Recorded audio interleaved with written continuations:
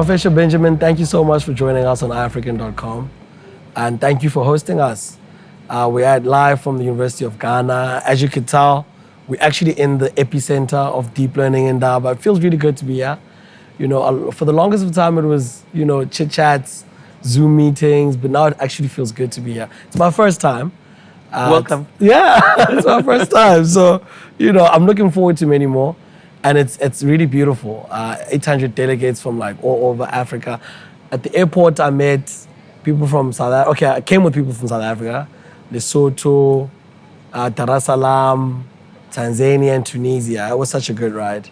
Do you know what I love? Which is something I've never seen before. Yes, man. That like people, like we come together for the Indaba. This is our 100%. fifth one. And people arrive, and there'll be people, you know, from South Africa all the way up to Egypt, you know, West Coast to East Coast, everything. Yes. Everyone arrives and they're hugging each other and like, hey, how's it going? And I'd never seen this in Africa before. Yes. That like, you know, you see the politicians do this on TV, 100%. but like, who knows people Who from knows like people, all these other all of African these other countries? Yeah. I think that's a big problem for Africa that we don't have those kinds of connections. 100%. And to me, that's just something beautiful. Yeah. No, I mean, just last night at the opening party, I mean, that was amazing. The DJ was doing from Egyptian music. It really felt good. It really felt good. Prof, I'm looking at your impressive LinkedIn biography here, and I'm going to do something different. So I'm just going to pick one or two sort of things that stick out for me, and then you'll tell me what the journey was and what were you doing, and just walk me through that memory lane. So let's start from the beginning. 2007, you're a tutor at WITS, tutoring, I guess, computer science. How was that?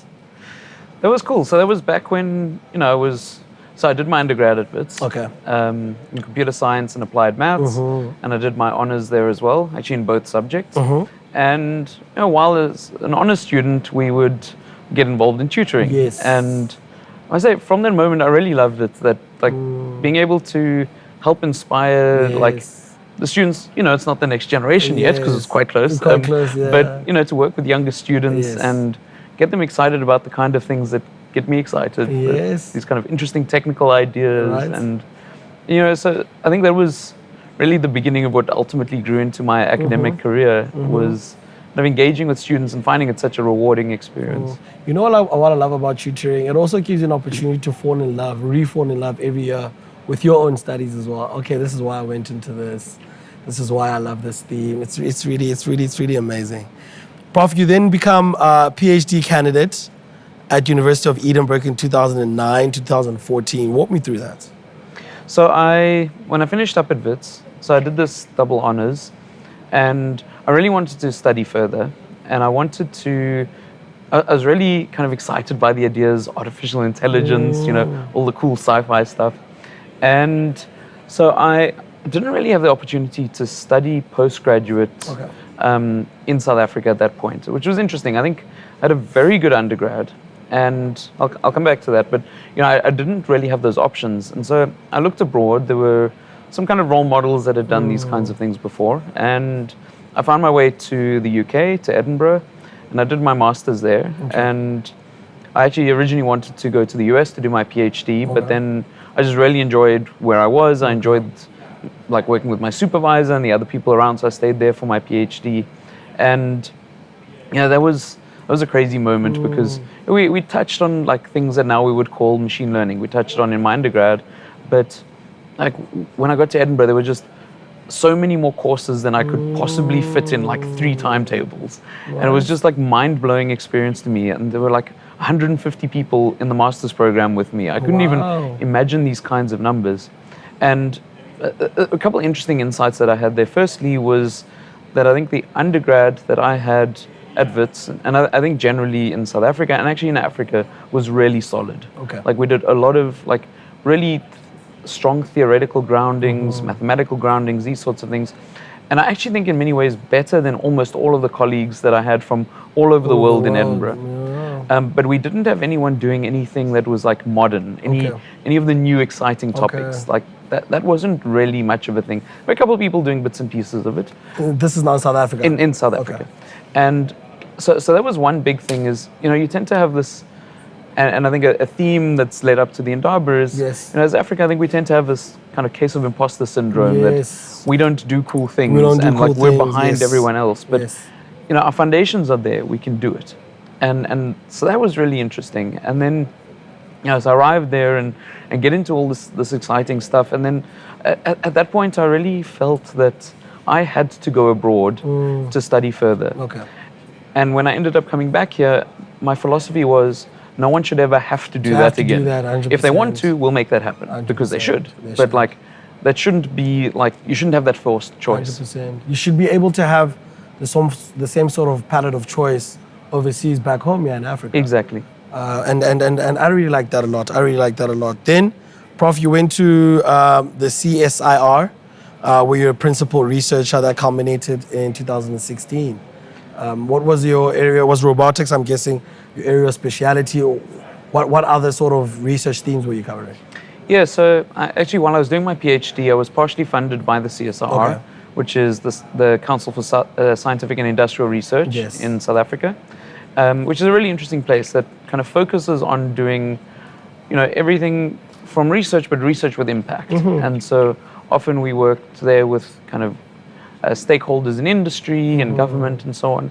I was in a group that really was the kind of foundation of what became the big focus in machine learning there, and particularly the group I was in focused on robotics. Okay. And so we had projects that were in mining and agriculture and so on, but there was just an amazing group of academics and not just pure academics, but Okay. like people with more like industry R&D type focus. And it was just a really inspiring group of people, and I think it's very cool that we have that as a country. But while I was there, I kind of over time started discovering that I was a true academic at heart, Okay. and like that working with students was an important Was part really of your thing, like my yeah, identity. yeah. So now, Prof, in 2017, Deep Learning Indaba then culminated, was birthed, right? You established. How did you meet with the other co-founders? Like, I want to know, like, was it lunch? Was it over lunch? And you're like, okay, guys, we want to do this. Like, what were the conversations then? Actually, it was an interesting story, and I was looking this up the other day, actually. So at that point, I had a joint appointment between the CSIR and Okay. Wits University. Okay. And I had regular meetings with a close colleague of mine. At that point, I think he was a faculty at Duke, this guy George Konadaris, Okay. who was an ex-Witsi a few years ahead of me. Okay. And we'd become friends, we worked together on various projects. And he did a good job of keeping track of kind of the South Africans in computer science who went abroad and worked elsewhere. And he always spoke about a few people, and the one in particular was Ulrich. Okay. And we were chatting about this, and I said, look, you should really introduce us at some point. Yeah. And I think it was January 2017. 2017. George sent an email introducing Ulrich and myself, and we bounced a few emails around. We were, like, the three of us and many others were interested in the idea at that point of maybe we could get one of the big machine learning conferences to come and be held in Africa. In South Africa, and like, yeah. we were all South Africans, so we said, South Africa makes sense. And we'd all been excited about this kind of in our own independent threads. Yes. And there was some backwards and forwards with the emails, and we said, let's have a call. And then I think we invited a couple other people. There was Shakir, and there was Vukosi as well. Yes. And we had this call. And Was it a Zoom call or WhatsApp call or direct call? I don't know, probably back then it was like Skype or something. Skype Who or knows? something. Yeah. we didn't have all the options back then, back in the dinosaur age. Yeah.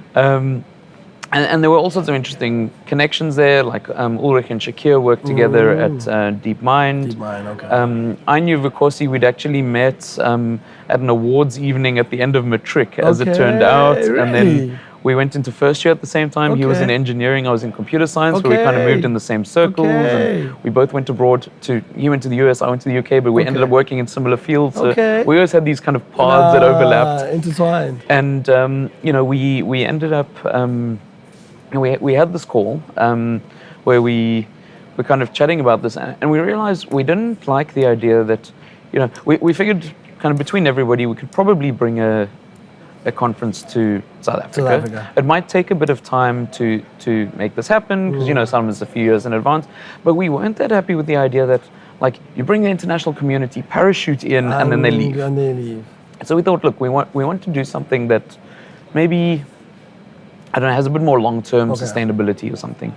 And we're discussing the idea that, maybe we should start our own thing. Now, at this point, we're all either expats, like expat South Africans, Yes. or people that had been abroad, studied abroad and come back, like Kosi and myself. And we said, look, let's put a thing together. And, maybe just a couple of days, we'll all give the talks. So like the guys overseas will pay their own way back. Yes. And there's maybe 30 people who would care. Yeah. Right? I'm sure we can find like 30 students in people to Africa who would care. But like we want to give back somehow. Yeah.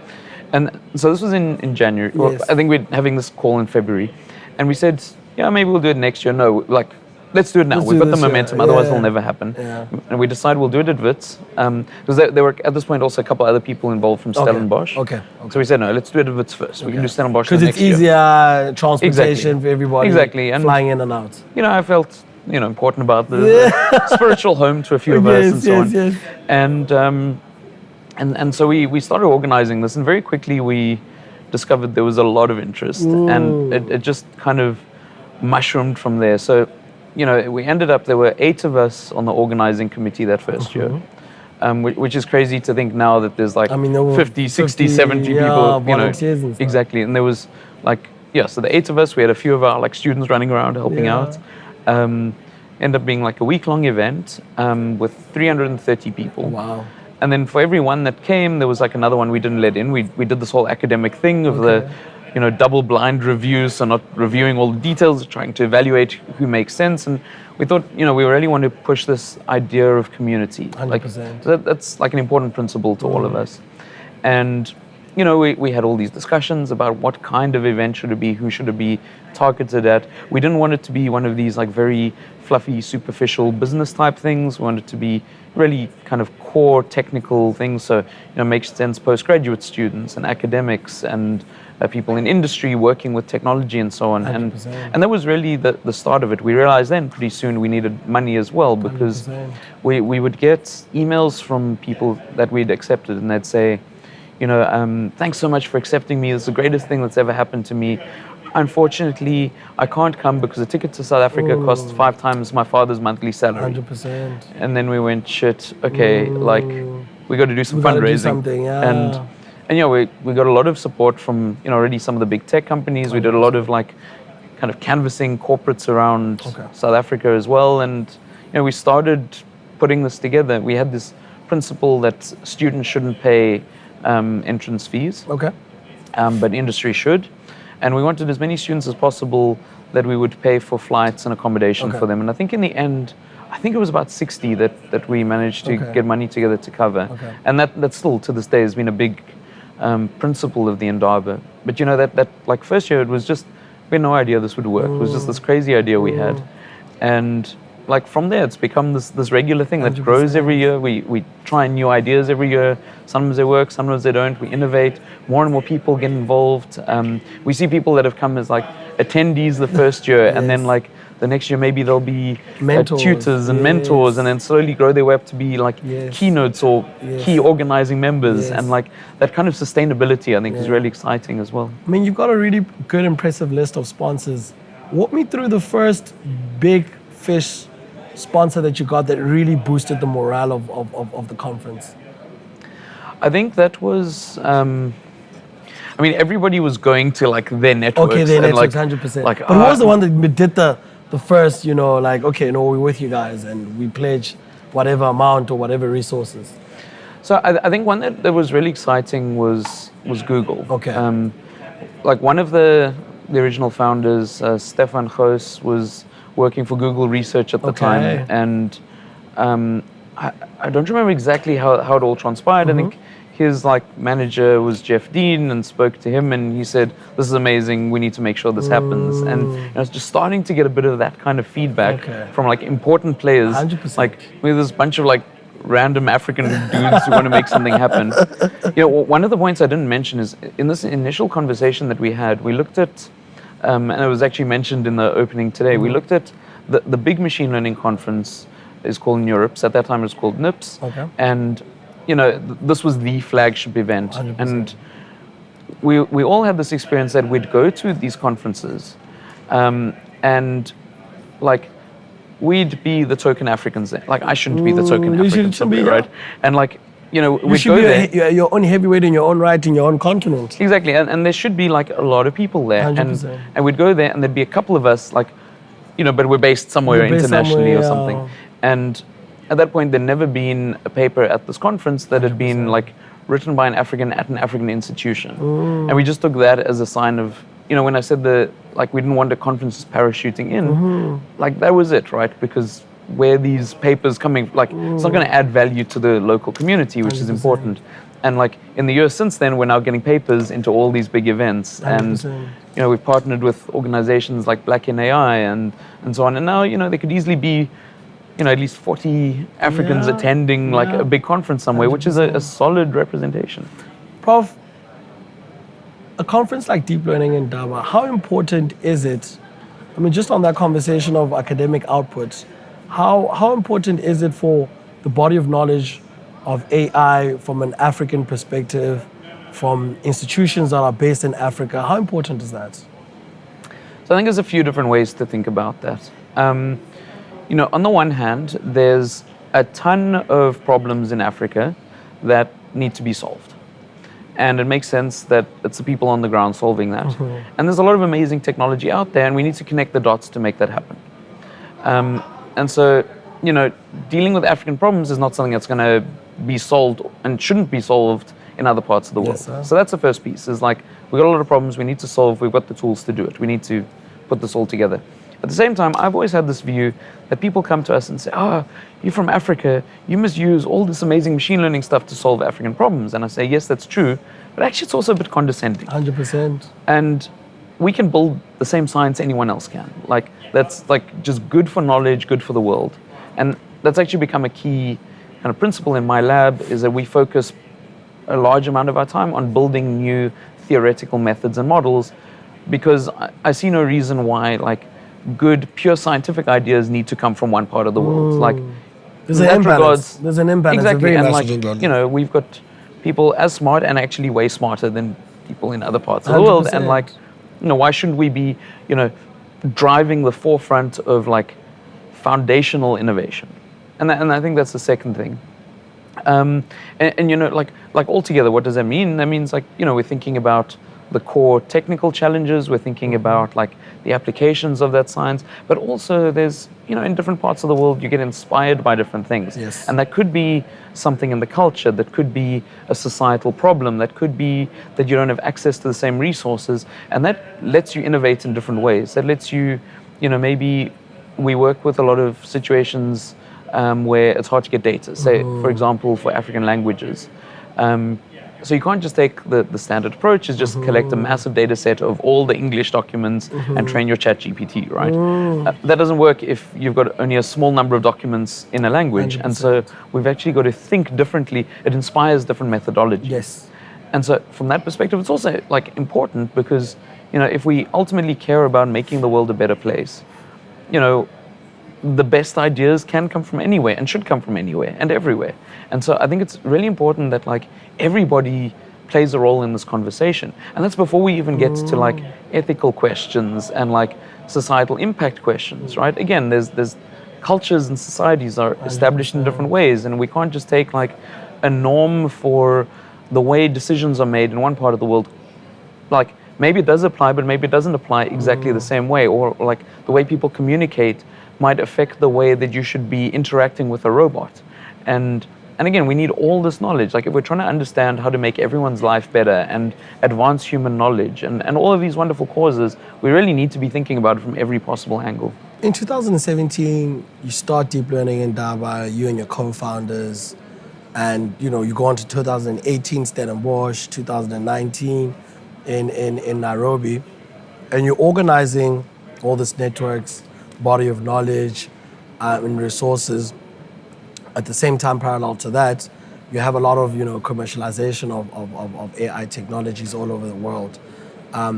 You then co-founded Lilapa AI. What was the mood of the time when you were establishing Lilapa AI with your co-founders, and what was the aim of that time?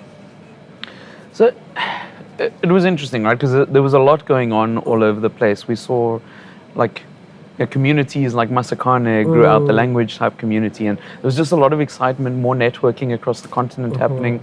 And kind of in parallel, we'd been pushing quite hard to help students go and study abroad and get opportunities, a lot in like the US, in Canada, Europe, and so on.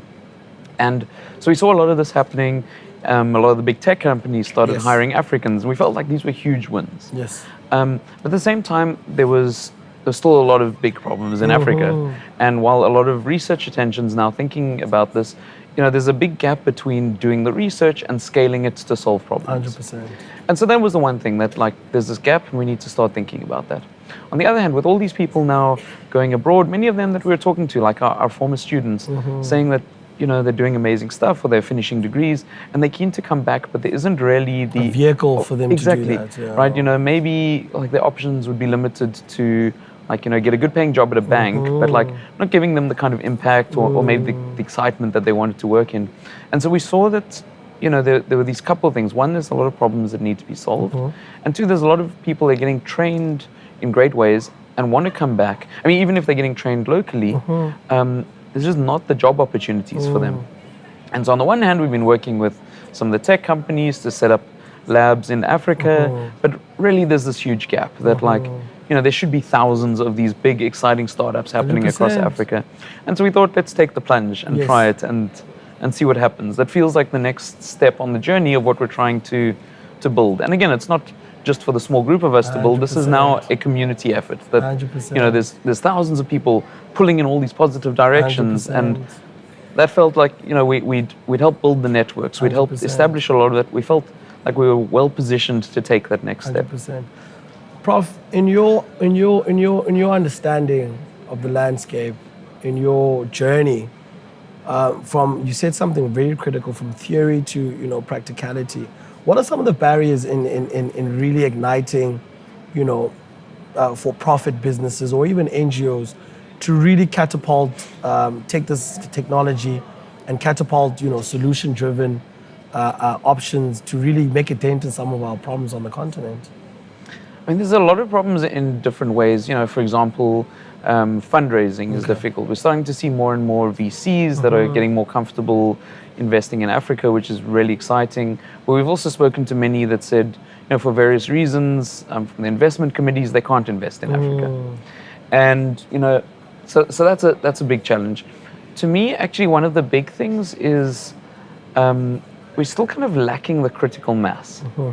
And we're starting to get this in a few places. We're starting to get a lot of really good people across the continent. But you really need a hub of people that can hang out together, can keep pushing each other, inspiring each other, getting role models, whether it's in research or in industry and startups.